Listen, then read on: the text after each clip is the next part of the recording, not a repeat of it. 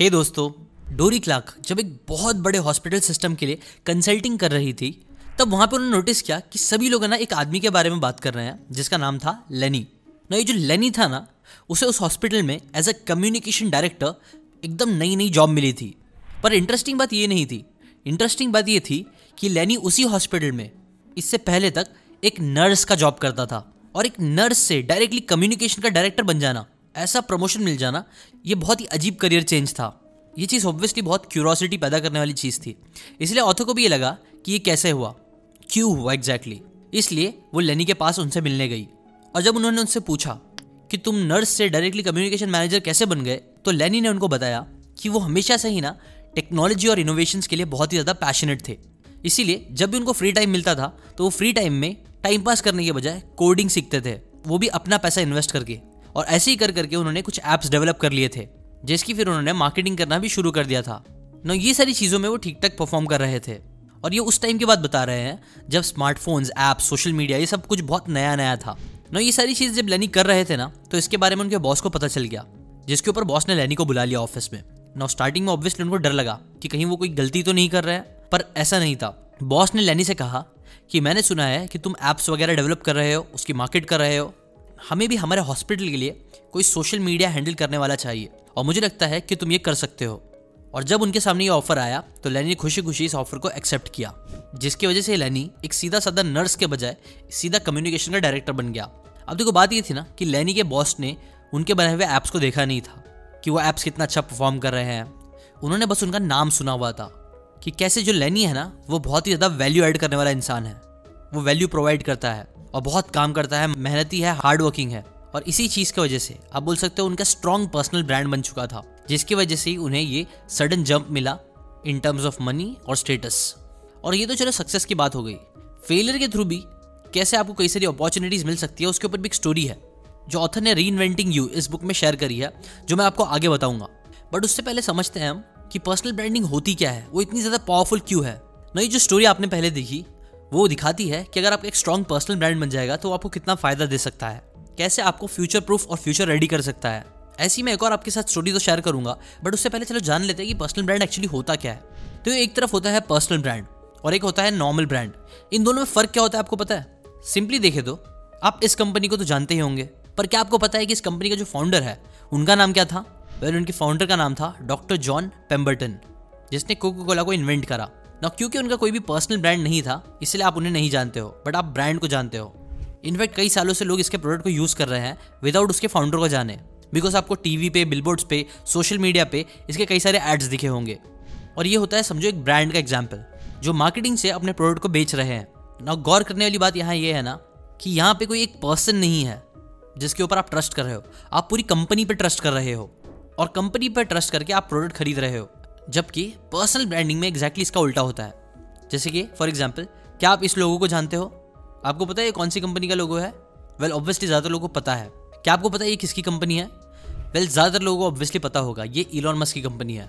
अब बेशक आपके पास टेस्ला की कार नहीं है, पर आप इस कंपनी को जानते हो, जिसने मार्केटिंग में ना के बराबर खर्च करा, फिर भी लॉन्च होते ही 4000 लोगों ने टेस्ला की कार्स को बुक कर दिया था विदाउट एनी एड्स और मार्केटिंग। कैसे? वेल इलॉन मस्क की वजह से। ऐसे आपने देखा होगा इलॉन मस्क कई सारी चीज़ें लॉन्च करते रहते हैं, कभी कोई परफ्यूम, कभी फ्लेम थ्रोवर, कुछ भी, जो भी चीज़ें वो लॉन्च करते हैं फटाफट वो सारी चीज़ें बिक जाती है। क्यों? करोड़ों रुपए कमा लेते हैं वो 1-2 दिन में। क्यों? क्योंकि उनका जो पर्सनल ब्रांड है वो बहुत ज़्यादा स्ट्रॉन्ग है, क्योंकि लोग कहीं ना कहीं इलॉन मस्क को ट्रस्ट करते हैं, उन्हें पसंद करते हैं, इसीलिए उनकी बनाई हुई हर चीज़ वो खरीदते भी है। और ये होता है पावर पर्सनल ब्रांड का। Now why do we need a personal brand? अगर आप एक सक्सेसफुल बिजनेस बिल्ड करना चाहते हो या ऑनलाइन अपना नाम बनाना चाहते हो, तो आपके पास 2 रास्ते हैं। या तो आप ट्रेडिशनल वे से पहले एक प्रोडक्ट बनाओ, उसमें अपना टाइम, पैसा, एनर्जी इन्वेस्ट करो, मार्केटिंग करके, सोशल मीडिया का यूज़ करके उसे सेल करना शुरू करो। अगर आपका वो बिजनेस बहुत ज़्यादा सक्सेसफुल हो गया तो लोग आपको थोड़े टाइम में शायद अपने आप जान जाएंगे। जैसे कि फॉर एग्जाम्पल मैकडोनल्ड्स का बिजनेस जो इतना सक्सेसफुल बना, उसके पीछे रे क्रॉक का नाम था। यह है एक रास्ता। या फिर दूसरा रास्ता ये है जो आज के टाइम पे करना बहुत ईजी हो गया है, जो पहले करना पॉसिबल भी नहीं था। वो है पहले आप एक अपना पर्सनल ब्रांड बना लो, पहले लोग आपको जानेंगे, फिर आपके बिजनेस को जानेंगे। यानी पहले ही आप अपने आप को सेल करना शुरू कर दो।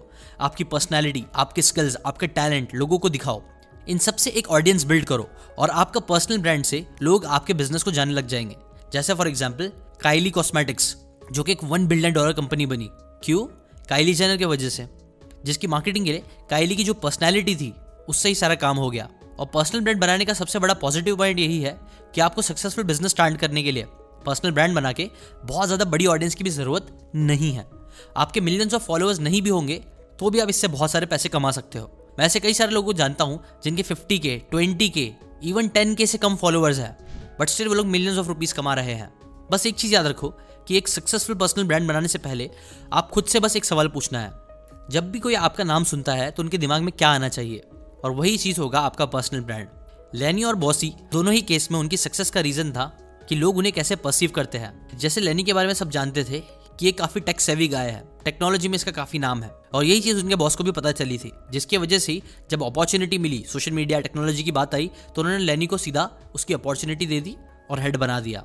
ऐसी जब भी आप स्टीव जॉब्स का नाम सुनते हो तो आपके दिमाग में क्या आता है? एप्पल, जो कनेक्टेड है टेक्नोलॉजी और इनोवेशन से।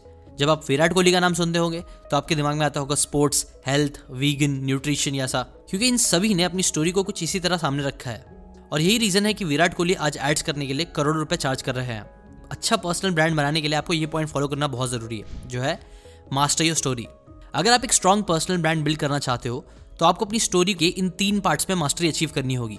पहला आपकी ओरिजिन स्टोरी, सेकंड आपका डिफाइनिंग मूवमेंट, और थर्ड आपका ट्रांसफॉर्मेशन।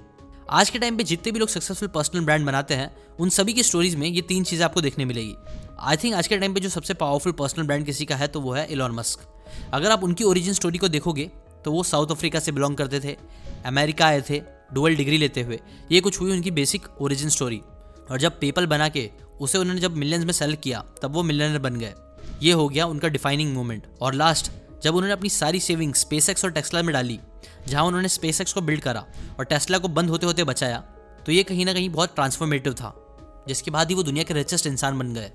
इसलिए अगर आपको भी ऐसे ही कुछ स्ट्रॉन्ग पर्सनल ब्रांड बनाना है तो इन 3 चीज़ों पर ज़रूर फोकस करो, जिससे एक अच्छी स्टोरी बनेगी। और उसके बाद यूज़ करो ये 3x3 मेथड। देखो, जब आप ये फिगर आउट कर लोगे कि आपको अपना पर्सनल ब्रांड किस टाइप का बनाना है, तब आपको उसको बिल्ड करने में 3x3 मेथड यूज़ करना पड़ेगा। नाउ क्या है ये 3x3 मेथड? वेल, आपको अपनी 3 वैल्यूज़ लेनी है और अपने कंटेंट के 3 पिलर्स लेने हैं।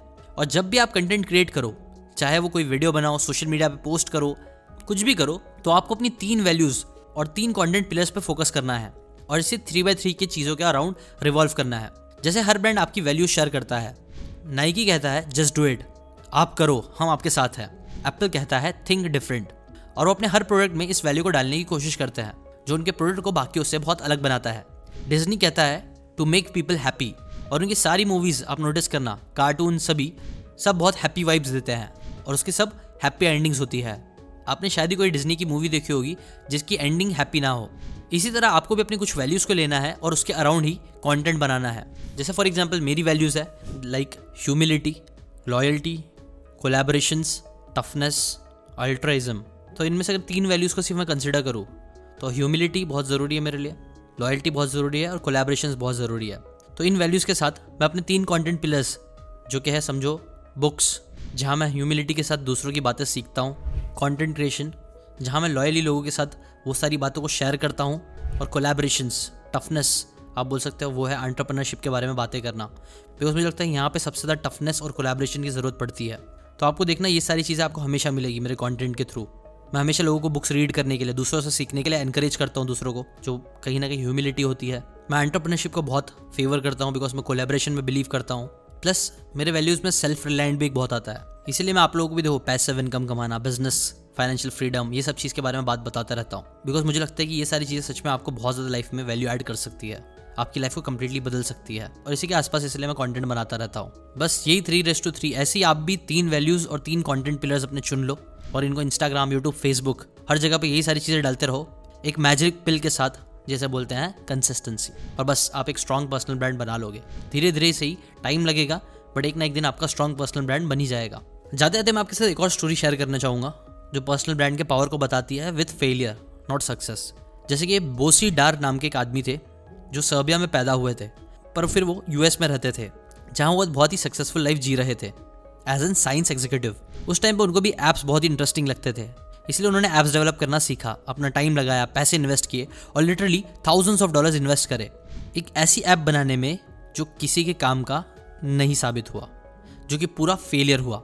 तब ये टाइम में उन्हें रियलाइज़ हुआ कि ऐसा ज़रूरी नहीं कि उन्हें कोई नई सी चीज़ बनानी है, बल्कि उन्हें खुद ये देखना होगा कि वो कौन सी चीज़ में अच्छे हैं, जिससे वो लोगों के एक्चुअल प्रॉब्लम्स को सॉल्व कर सकते हैं या उनकी लाइफ को इम्प्रूव कर सकते हैं। और जब उन्होंने ऐसी चीज़ों को ढूंढना शुरू करा, तब उन्हें मिला कि वो ना अपने डे जॉब में बहुत अच्छा परफॉर्म करते थे। वो इस कॉर्पोरेट लैडर में बहुत ही तेज़ी से आगे बढ़ रहे थे।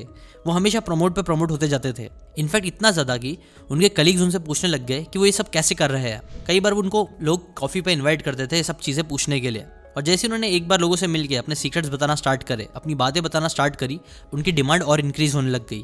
ना इस मोमेंट में उन्होंने रियलाइज़ किया कि यही वो चीज़ है जिससे वो लोगों की लाइफ बदल सकते हैं। बस इसी पर्पस को ध्यान में रखते हुए उन्होंने एक कोर्स बनाया, how to get promoted faster. और उस टाइम ये बहुत ही सक्सेसफुल हुआ, जहाँ पे पहले ही साल में उन्होंने $25,000 की सेल्स करे और फिर वो यही फुल टाइम करने लग गए।